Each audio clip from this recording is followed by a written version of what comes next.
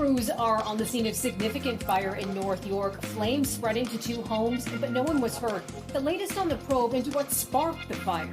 Stepping up the search for a Toronto man wanted in a deadly shooting over the weekend, why police are issuing a Canada-wide warrant. Connecting with the community through faith and on foot. The message from Toronto's police chief during the annual prayer walk this afternoon. And out of control. That's how some in Vaughan are describing a recent spike in Coyote sightings. What options is the community considering to deal with the encounters? This is Live at 5.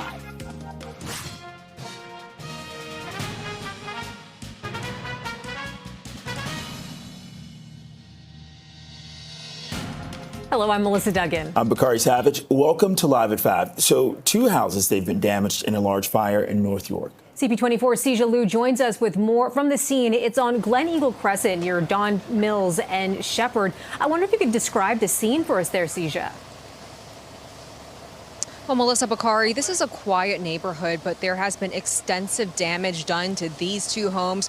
Crews were called here around 1:20 this afternoon for a house fire that they believe started at this carport. You can see that is where the bulk of the damage is. You can barely tell what type of car that is, and the carport really burnt to a crisp. But police and fire crews say they were called here, and this carport was fully engulfed in flames. It quickly spread to the home it's attached to, 10 Glen Eagle, and then it quickly spread to the neighboring home over at 12 Glen Eagle, and that's when fire crews upgraded it to a second alarm. They had 24 vehicles come out here to tackle this fire. Right now, they're really thinking the origin is that carport.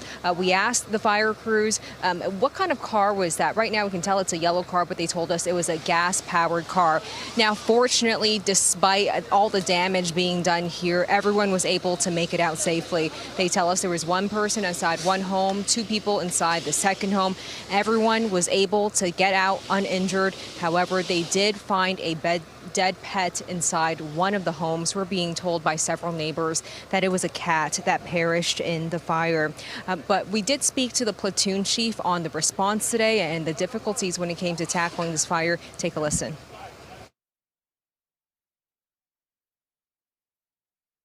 The first arriving crews encountered heavy flame smoke right out of the gate on arrival. The bulk of the fire was in the garage carport area, but it extended into the number 10 and it protruded into number 12 as well. They've kind of isolated the point of origin into the area of the garage where the gas meter is.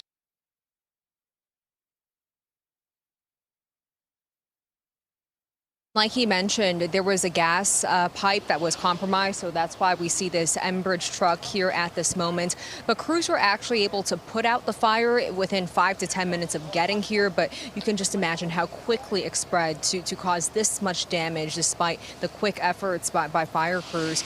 But lots of damage tonight. A total of 11 residents have been displaced. Fortunately, no one injured in this case, but fire crew says they will be here for the next 24 hours to keep watch to make sure flames don't reignite. A particular problem they pointed out is the insulation that's in the attic of these 2 homes. They say it's a cellulose fiber. It's a type of fiber that is more prone to reigniting, especially when it's a bit older. So we've been seeing them pull out that insulation over the last half an hour, and that's why fire crews will be in this area for at least the next day or 2, just to be precautious to make sure that the fire doesn't start back up again. Melissa, Bakari?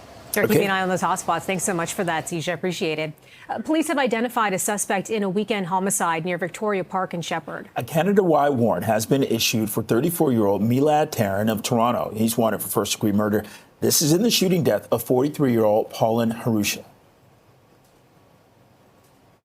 Milad Taran, 34 years of age, of Toronto, is now wanted for first-degree murder on a Canada-wide warrant. To Milad Taran, I have a message for you. Seek counsel and turn yourself in. If you know where Mr. Taran is and are found to be harboring or aiding him in any way, be assured we will investigate and lay charges as appropriate. If you have any information that can lead us to the whereabouts of Mr. Taran, I'm encouraging you to please come forward.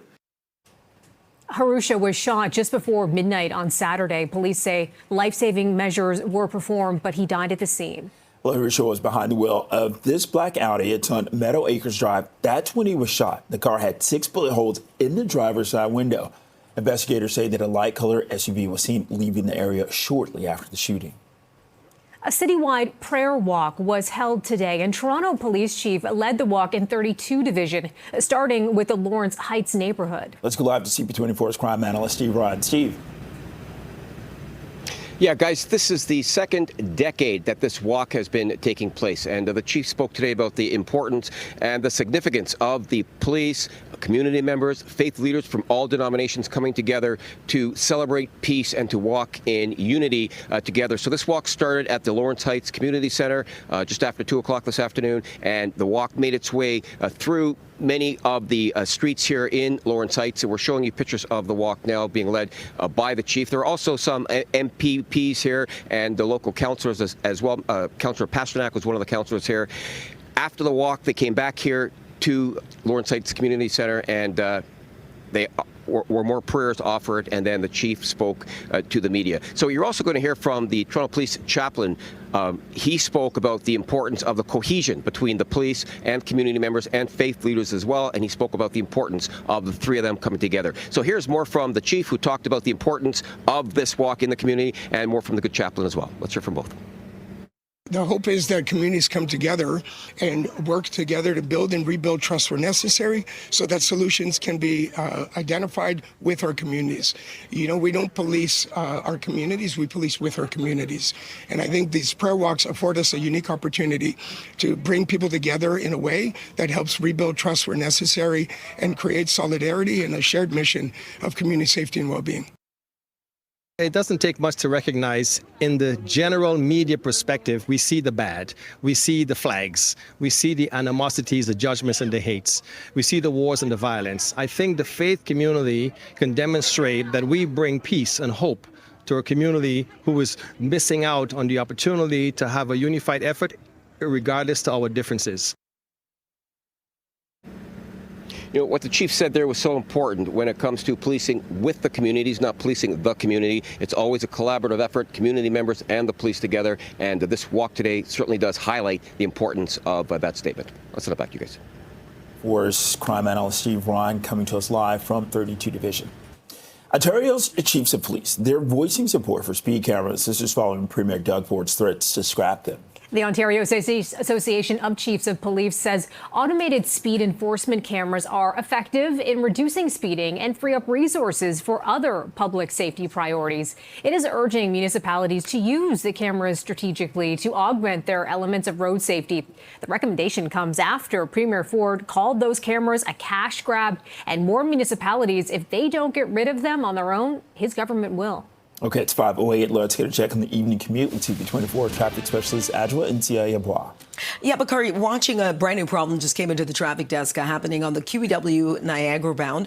This is just as you make your way on the approach to Bronte. It's the right lane and shoulder blocked following this stall. So just happened moments ago. So there was a little bit of a delay as you make your way from third line. But again, if this persists, it's going to get a whole lot slower. Do have some good news. Still slow on the northbound 427 off the Gardner to approaching the 401. But the good news, the collision, which was in the express in the two left lanes, just cleared away. And a slow go still remains on the 401 as you try to get across the top of the city. Further east, you're looking at slowdowns as you head in towards Durham, and it is very busy still on the northbound DVP, starting from Bayview Bloor up to the 401. Outside of camera view on the northbound 400, but Duckworth and Barrie, we still have the stall reported by MTO in the right lane. This CP24 traffic report is brought to you by 407 ETR. Enjoy the journey with a stress-free commute. Adjoa, thanks for that. Some residents in Vaughan say they're concerned about coyotes in the region, saying the situation there is out of control. Look at this video. It's from a driveway surveillance camera. It shows a pack of coyotes seeming to fight over something on the ground. So at first, there are 3, but then at least 5 more join in. So the problem seems to be most concentrated in the Thornhill area of Vaughan. Of the 386 coyote sightings in the city so far this year, 240 have been in that area. That's up from 77 2 years ago. Now, this video from a home in the Bathurst and Clark area shows a coyote trying to get at a little dog. It's on the deck in the backyard. The homeowner tells CP24 she's afraid to walk her dog in the area, but if she does, she carries pepper spray and a baseball bat. The city of Vaughan has had a coyote strategy since 2022 that focuses on public education. Staff say the program is working, even though coyote sightings have increased since then. The local councillor says more needs to be done. When we were doing the field investigations, the officers have been out daily. There's a lot of fruit trees, there's nut trees, there's natural food sources, but we also took note of some major feeding that's taking place. And so it's important that residents really help one another, help the community at large and the city to wildlife proof their property. Okay, so you were just listening to Leslie Sampson. She's the executive director of Coyote Watch Canada. She says that the availability of food that may be attracting more coyotes to the area. City staff in Vaughan are expected to report back to council next week on the possibility of having licensed trappers deal with coyotes in the problem areas. It's 5:11, 29 degrees. This is Live at 5. Up next, a rally today protesting the provincial government ordering public sector workers back to work at the office. More on this coming up. Well, hundreds of public sector workers, they rallied against the Ford government's impending back-to-work policy today. This was a scene from Chopper 24 over Queen's Park during the noon hour. Last month, the province announced a shift away from remote and hybrid work and said employees would have to return to the office full-time in January. 13,000 people have signed a petition calling on the government to reverse that decision. Unions representing public servants say working from home reduces traffic congestion, saves taxpayer money, and improves work-life balance. I'm not sure that they're in favor of flexible work in the first place, but obviously when the banks and some of the financial sector, the telecoms and so on, made their move back, I think they saw an opportunity to potentially do that. And everything that the Premier's mentioned, the goodnesses of being in the office, we already have those things. We're in the office 3 days a week, 60% of the time, and we very much appreciate what he's saying, but we already have that. So we just don't see the common sense associated with a full return. It's better for our families. It's better for our work. It's better for our pocketbooks, and it's better for Ontario's pocketbook, because the government knows we can do our work anywhere. We did it through the pandemic 5 days a week. We've been doing it 2 or 3 days a week in the office, and we are trusted professionals that deserve respect. In our work, we're asked to do everything based on evidence. Everything is evidence-based. And Doug Ford has come out and said that it's his gut feeling that we'd be better off coming back into the office. That's very low empathy kind of reaction. Well, Premier Doug Ford previously said that he believes in-person work is better for productivity and collaboration, and that downtown businesses are suffering from a loss of foot traffic. Canada Post says it will present new contract offers to the Canadian Union of Postal Workers to try and move negotiations forward. The Crown Corporation says that the new proposals will allow bargaining to resume next week. So the union voted down what Canada Post had described as its final offer last month and responded with one of its own that the Postal Service called a step backwards. Canada Post says that it hopes the new offers will allow the two sides to find common ground. The contract talks have been ongoing for nearly 2 years. Drivers will notice a drop at the pumps as stations switch over to a cheaper blend of winter gasoline. Yeah, much of the province saw a roughly 10-cent drop overnight. Dan McTagg, president of Canadians for Affordable Energy, says that higher prices in the U.S. and the weak Canadian dollar have also been factors in keeping prices up this summer. He adds that there could be a further 1 to 2 cent drop in gas prices by the end of the week. The province is getting ready to launch its fall COVID-19 and flu vaccination campaign. The government says that COVID vaccines are going to be available for high-risk groups such as seniors and hospital patients starting the week of September 22nd. So flu vaccines, they're going to become available for priority groups the following week. The general public will be able to get vaccinated against COVID and the flu starting October 27th. Now, shots are going to be available at participating pharmacies, public health units, and doctors' offices. A new report says almost 300,000 people in the province left an emergency room without getting treatment over the past year. Yeah, figures compiled by think tank MEI show about 4.9% of almost 6 million Ontario ER visits in 2024 left before being treated. That's more than 292,000 people. However, that number was actually the lowest proportion among the provinces. PEI saw more than 14% of ER visitors leave untreated, followed by Manitoba and New Brunswick at around 13%. It is 5:16, 29 degrees. This is Live at 5. And coming up, we're going to have reaction to ABC indefinitely suspending Jimmy Kimmel's late night talk show, including comments from U.S. President Donald Trump. Prime Minister Mark Carney has arrived in Mexico for 2 days of meetings. The visit aims to bolster ties with Canada's other major North American trading partner amid a straining relationship with the U.S. Carney met with Mexican President Claudia Sheinbaum to discuss security, infrastructure, and energy and trade today, followed by a working lunch with cabinet ministers from both countries. Well, Trump commented today about ABC's decision to indefinitely suspend Jimmy Kimmel's late night talk show. This is over comments that he made about the killing of Charlie Kirk. Well, Jimmy Kimmel was fired because he had bad ratings more than anything else, and he said a horrible thing about a great gentleman known as Charlie Kirk. And Jimmy Kimmel is not a talented person. He had very bad ratings, and they should have fired him a long time ago. The reaction coming after Kimmel's Monday night monologue.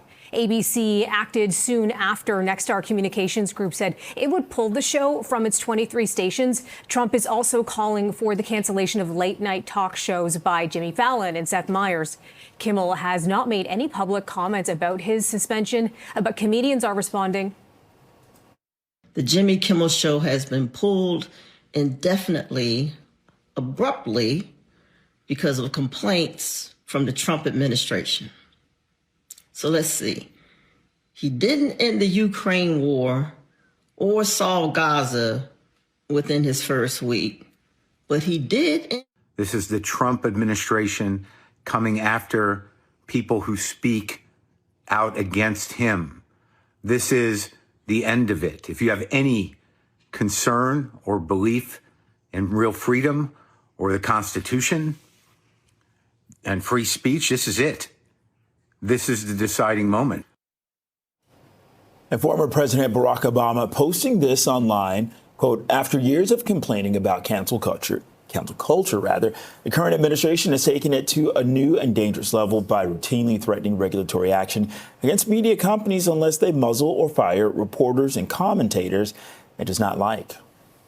U.S. President Donald Trump has ended his second state visit to the U.K. And Trump and First Lady Melania Trump boarded Air Force One to head home today. The trip included a state banquet for Trump that was hosted by King Charles and Queen Camilla at Windsor Castle.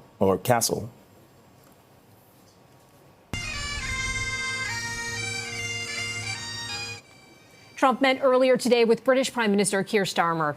Bagpipers played as Trump was greeted by Starmer and his wife, Victoria, at Chequers, the Prime Minister's country retreat. The two signed an agreement aimed at promoting tech investment.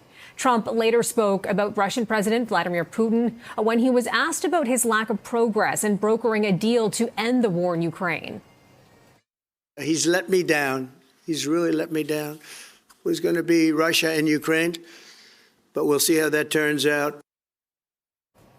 Well, Starmer says that he and Trump discussed how to, quote, decisively increase the pressure on Putin. It is 5:21, 29 degrees, feeling like 34. This is Live at 5. Well, the Blue Jays wrapped up their series with the Rays this afternoon. We're going to have highlights next.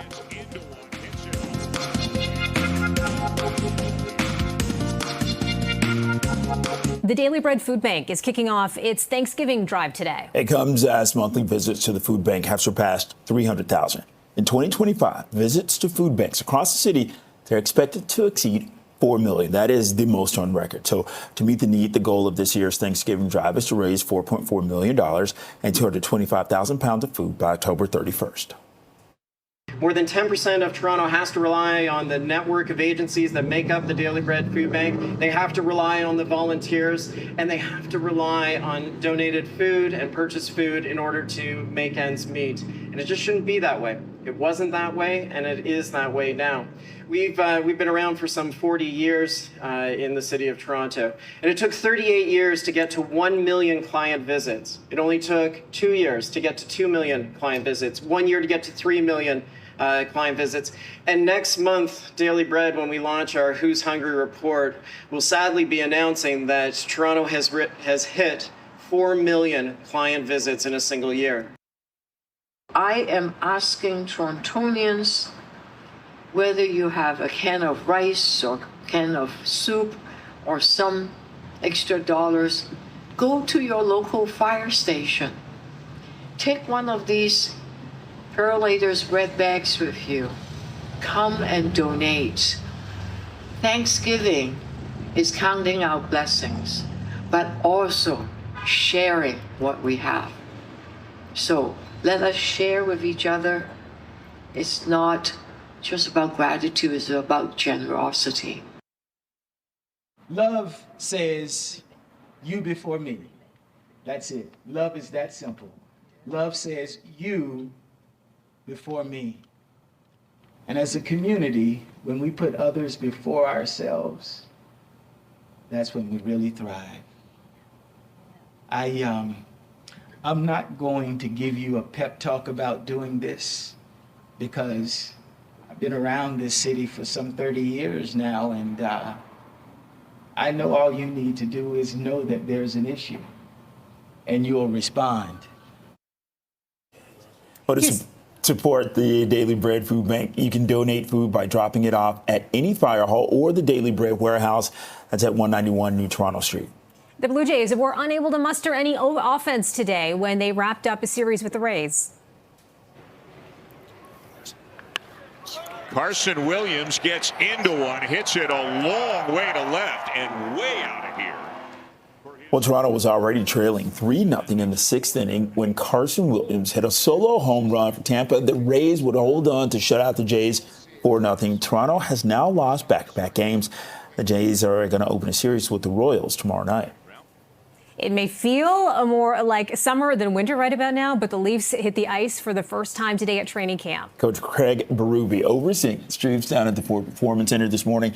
It's going to be the first camp in several years without Mitch Marner, who was dealt to Las Vegas, and then also President Brendan Shanahan, who was let go. Several Leafs spoke after the practice.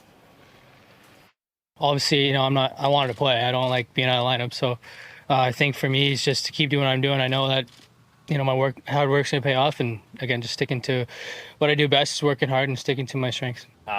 First day, you just, go out there, work hard and get the body going, get the legs going, and just work hard, battle drills, a lot of skating up and down. It's really exciting to be out there with the guys again. And, you're obviously out there in the captain's skates, but it's kind of like shinny hockey, just going up and down the ice. But, you can definitely tell that there was a little more intensity today, and there's just something in the air, and everyone's excited to get going here. The Leafs open the preseason against Ottawa on Sunday in the nation's capital. All right, it's 5:29, 29 degrees. This is Live at 5. We are live on the scene of a fire near Don Mills and Shepherd in North York. 2 homes have been damaged. A pet has died. 11 people are displaced. We're going to get an update from the scene in moments. Take a look at this. Crews are on the scene. This is a significant fire in North York. Flames spread to 2 homes. No one was hurt. And the latest on the probe into what sparked the fire. Stepping up the search for a Toronto man wanted in a deadly shooting over the weekend. Why police are issuing a Canada-wide warrant. And connecting with the community through faith and on foot. The message from Toronto's police chief during the annual prayer walk this afternoon. And out of control, that's how some in Vaughan are describing a recent spike in coyote sightings. What options is the community considering to deal with this encounter? This is Live at 5.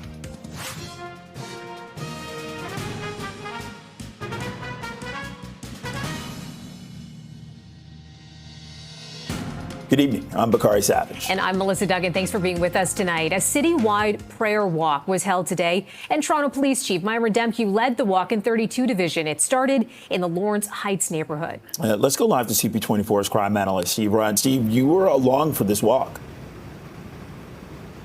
Yeah, and it was such an important event, Bakari and Melissa. And this is the second decade that this walk has taken place. It is police officers, including the chief and his senior command, as well as faith leaders and community members as well. And it speaks to, it's symbolic, if you will. It comes to the cohesion of the community and the police together walking showing the communities that the police and the communities can work together to achieve their goals. So when I spoke with the chief today, and I spoke with the Toronto Police Chaplain, Reverend Gibbs, he talked about the cohesion that is so important when it comes to the community and the police working together. As the chief said earlier, it's not about policing the community, it's about policing with the community. So this is symbolic in nature, and it's hard to believe. I was there for the first walk some 20 years ago, and I cannot believe that 2 decades have passed, and the police are continuing this very important symbolism, if you will, and that is this very important walk with faith leaders from all different denominations across the city. Here's more from Chief Demkew. He spoke with the media after the walk, and I also spoke with the good chaplain as well. Here's more from the two of them. Let's listen. Every place where a child comes into contact with an adult is important. Home is obviously one of them. Home, school, community centers. We talk about every contact matters, and we know that it takes one program, one coach, one mentor, one parental engagement, one friendly engagement to perhaps change a path that somebody is on. So yes, parenting, of course, is absolutely important, but there's many other factors to consider and many other supports that need to come together to ensure our young people have the best possible opportunity to succeed.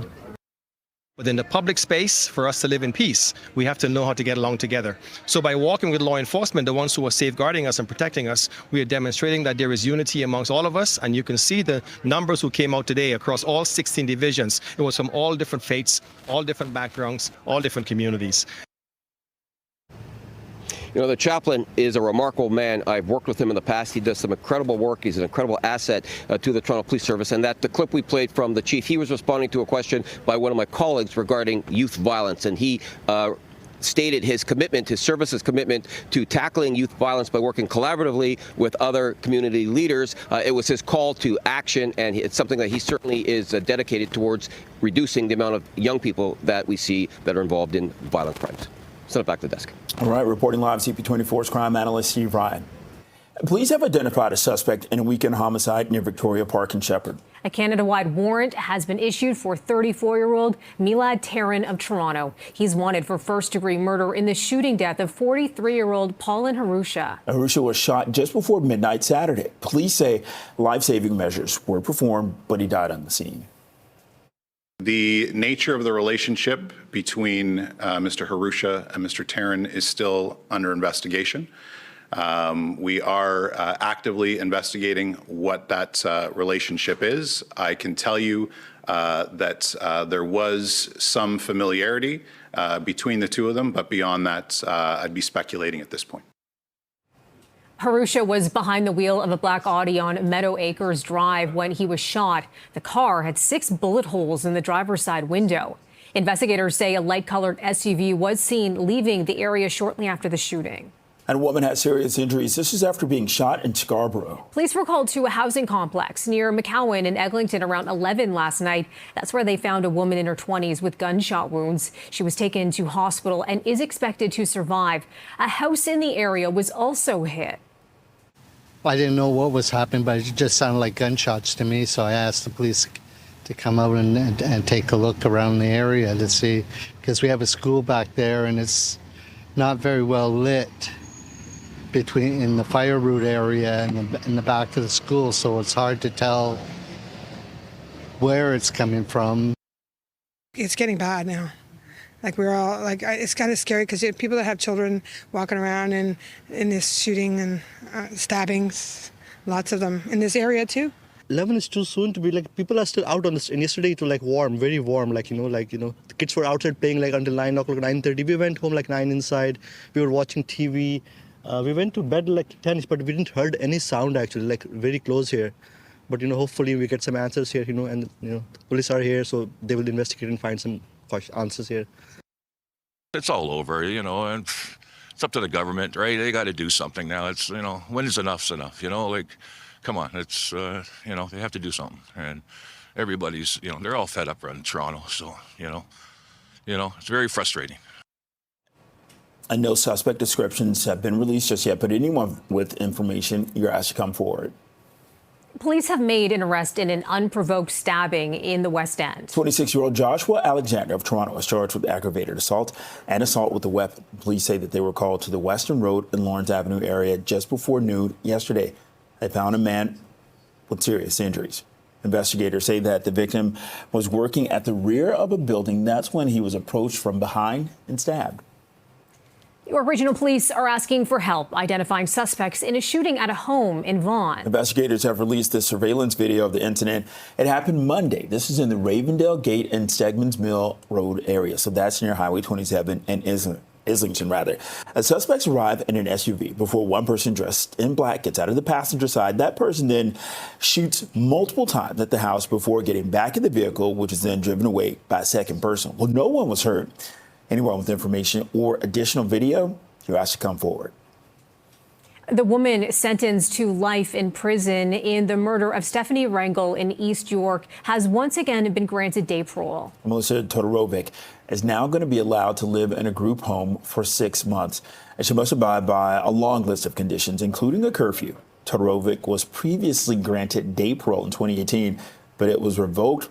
That happened the following August when she failed to disclose romantic relationships with two men who were on probation. Todorovic, now 33, was 14 years old when she orchestrated the killing of Rangel. This was January 1st of 2008. She was eventually convicted of second-degree murder. 2 houses have been damaged in a large fire in North York. CP24 C. DeLu joins us live with more from the scene. This is on Glen Eagle Crescent near Don Mills and Shepherd. Bakari, Melissa, the fire is now under control. Crews were able to put it out quickly, but this was quite the scene that they arrived to. These are the 2 homes that have been impacted, number 10 and number 12. The fire started here at number 10 at the carport. You can see extensive damage to that carport, burnt to crisp. When fire crews got here, they say that car inside was fully engulfed in flames. It's hard to tell the make and model, but fire crews do tell us it was a gas-powered car. When they got here, the fire quickly spread to the home it was attached to, number 10, and then it spread to number 12, which was why this was upgraded to a second alarm fire. Around 24 vehicles were called to the scene to tackle this fire. Fortunately, no one was hurt despite the damage.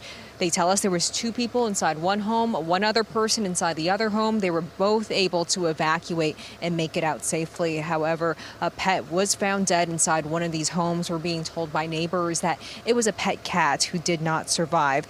And a gas line has also been compromised. That's why we do see an Enbridge truck currently on site. But this fire's has been under control now, and crews are just doing fire watch for the next 24 hours or so. Here's more from one of the acting commanders who were on scene earlier today on what they had to deal with. It was upgraded to a second alarm. At the highest amount, we had 24 vehicles responding.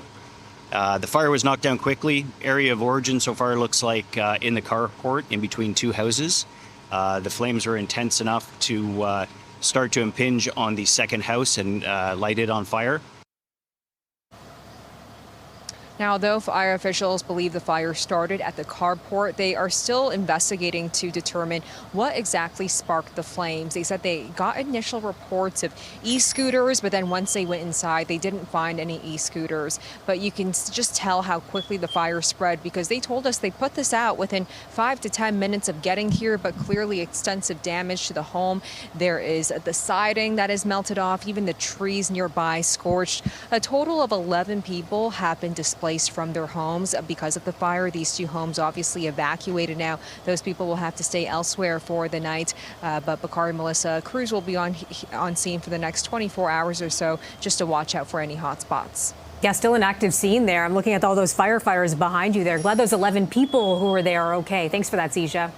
All right, let's get a check on the commute with CP24 traffic specialist Adjoa Nsiah-Yeboah. Adj? Yeah, Melissa, has been quite the slow go, and now we're dealing with major delays on the Gardiner if you're trying to get out of the downtown core. The slowdown start from Jarvis, and they continue in sections all the way out towards Grand. But the good news, no problems. Eastbound also getting busier as you try to get into the downtown core, but strictly dealing with volume delays. Don Valley Parkway starting to ease off, but still busy in sections from Dundas up to the 401.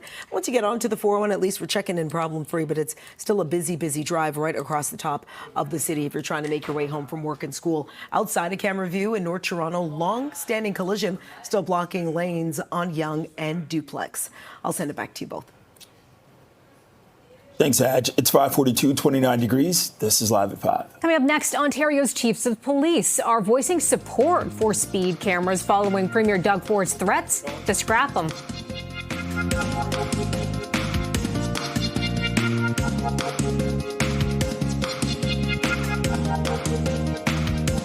Some residents in Vaughan say that they're concerned about coyotes in the region, saying that the situation's out of control. Video from a driveway surveillance camera shows a pack of coyotes seeming to fight over something on the ground. At first, there are 3, but at least 5 more join in a little later on.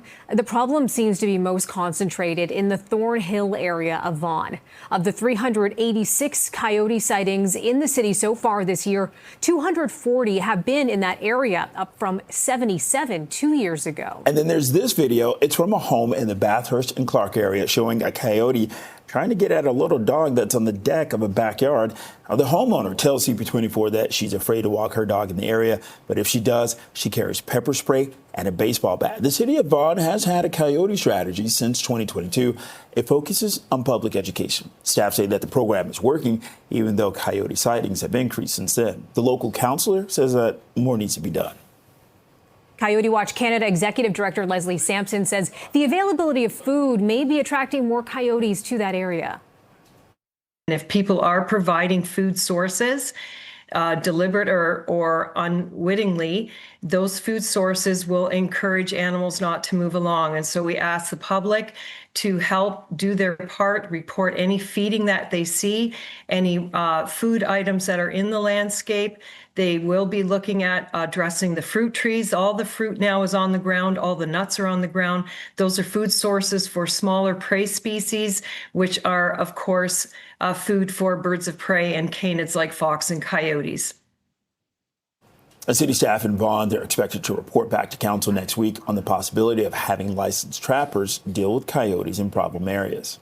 Ontario's chiefs of police are voicing support for speed cameras following Premier Doug Ford's threats to scrap them. Yeah, the Ontario Association of Chiefs of Police says that automated speed enforcement cameras are effective in reducing speeding and free up resources for other public safety priorities.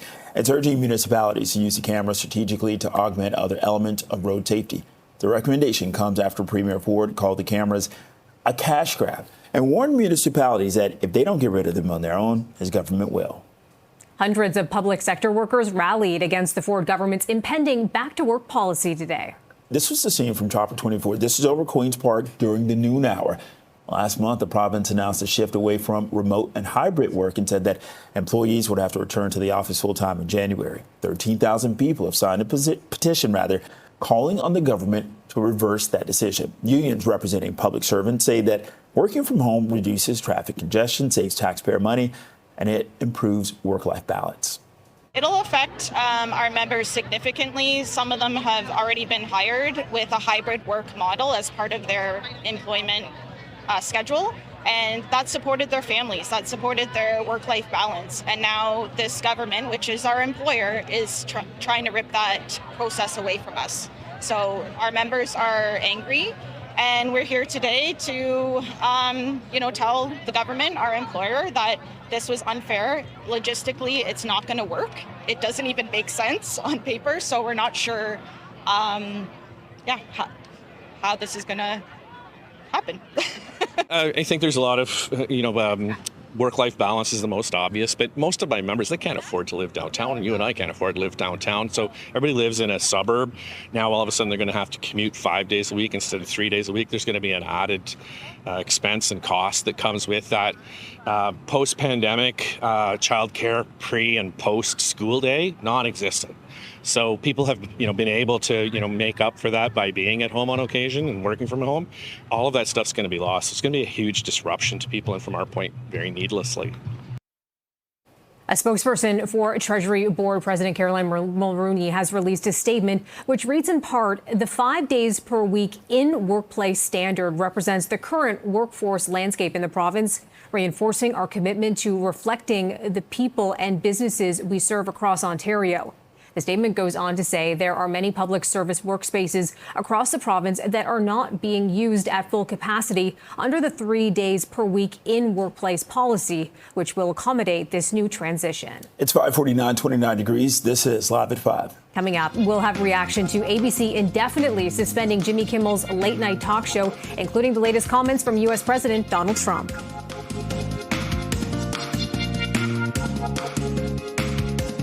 Well, Donald Trump commented today about ABC's decision to indefinitely suspend Jimmy Kimmel's late night talk show over comments that he made about the killing of Charlie Kirk. Well, Jimmy Kimmel was fired because he had bad ratings more than anything else, and he said a horrible thing about a great gentleman known as Charlie Kirk. And Jimmy Kimmel is not a talented person. He had very bad ratings, and they should have fired him a long time ago. Kimmel made several remarks about the reaction to Kirk's killing on Jimmy Kimmel Live Monday and Tuesday nights, including, quote, the mega gang desperately trying to characterize this kid who murdered Charlie Kirk as anything other than one of them and doing everything they can to score political points from it. ABC acted soon after Nexstar Communications Group said it would pull the show from its 23 stations. Trump is also calling for the cancellation of late night talk shows by Jimmy Fallon and Seth Meyers. Kimmel has not made any public comments about his suspension, but comedians are responding. The Jimmy Kimmel Show has been pulled indefinitely, abruptly, because of complaints from the Trump administration. So let's see. He didn't end the Ukraine war or solve Gaza within his first week, but he did end freedom of speech within. This is the Trump administration coming after people who speak out against him. This is the end of it. If you have any concern or belief in real freedom or the Constitution and free speech, this is it. This is the deciding moment. And former President Barack Obama posted this online, quote, after years of complaining about cancel culture, the current administration has taken it to a new and dangerous level by routinely threatening regulatory action against media companies unless they muzzle or fire reporters and commentators it does not like. It is 5:53, 29 degrees. This is Live at 5. And coming up, the Leafs hit the ice for the first time today at training camp.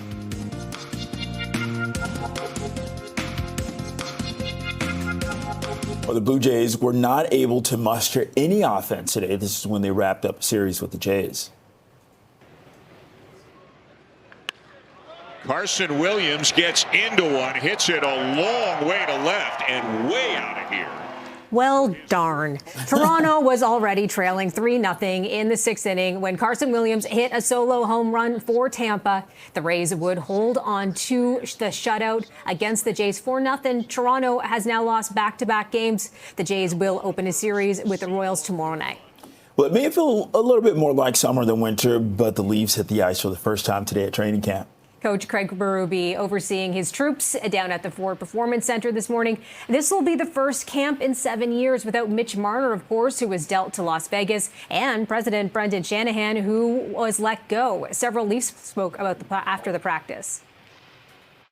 I know I just got to put in the work, and I can't control some things, and just trying to work hard and do what I know what I'm capable of. So I just got to stick to my strengths and be confident. It goes all the way back to summer, how you've been working out, doing all the stuff that's necessary for the season, and feel good out there. So now it's just time to play. You know, I like to compete, and I think that's the best part. You know, we have 23 guys in that room who you know, feel the same way, and I think that's why everyone's excited for this season to get going.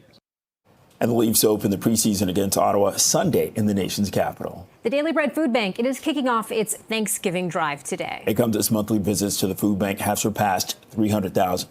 In 2025, visits to food banks across the city are expected to exceed 4 million. That is the most on record. And to meet the need, the goal of this year's Thanksgiving drive is to raise $4.4 million and 225,000 pounds of food by October 31st. Okay, to support the Daily Bread Food Bank, you can donate food by dropping it off at any fire hall or the Daily Bread warehouse. This is at 191 New Toronto Street. SickKids' 150th year is being marked with a miniature recreation. Little Canada, unveiling a model of the hospital for sick children's 4 historic buildings down to some of the smallest details. So some of the figurines are designed after patients, each recounting their journeys through the hospital. The model is going to be on display at Little Canada near Yonge and Dundas for the rest of the year.